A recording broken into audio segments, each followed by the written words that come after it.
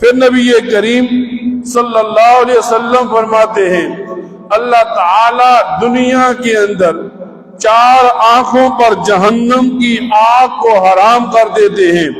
فرمایا پہلی وہ آنکھ ہے جو اللہ کے راہ میں ضائع ہو۔ ایک آدمی جہاد کے لیے گیا، ایک آدمی دین کے کام کے لیے اللہ کی راہ میں نکلا اور اس کی وہ آنکھ ضائع ہو گئی۔ اب نبی کریم صلی اللہ علیہ وسلم فرماتے ہیں اس ضائع ہونے والی آنکھ پر جہنم حرام ہو کر دی جاتی ہے۔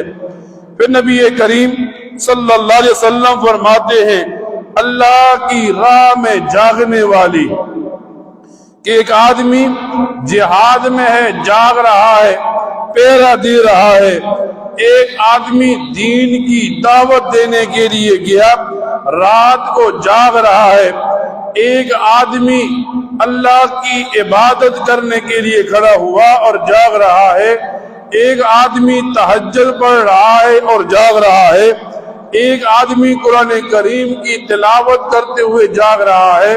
فرمایا یہ جتنی آنکھیں رات کے وقت جاگ رہی ہیں تو نبی کریم صلی اللہ علیہ وسلم فرماتے ہیں ان آنکھوں پر جہنم کی آگ کو حرام کر دیا۔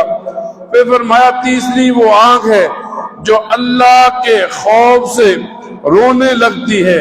احادیث میں یوں آتا ہے جب ایک مسلمان کی آنکھ سے اللہ کے خوف سے آنسو بہنے لگتا ہے، یہ آنسو زمین پر بعد میں گرتا ہے اور پہلے اللہ کے ہاں قبول ہو جاتا ہے۔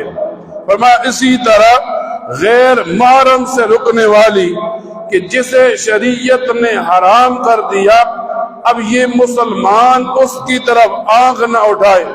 غیر محرم کو دیکھنے میں لذت تو ضرور ملتی ہے، لیکن جب بندہ آنکھ سے دیکھتا ہے، ذہن میں سوچتا ہے، دل و دماغ میں بات بیٹھ جاتی ہے، پھر یہ آدمی اس مقام پر کھڑا ہو جاتا ہے جہاں اس کے لیے جہنم میں جانا آسان ہو جاتا ہے، اس کے لیے جنت میں جانا مشکل بن جاتا ہے۔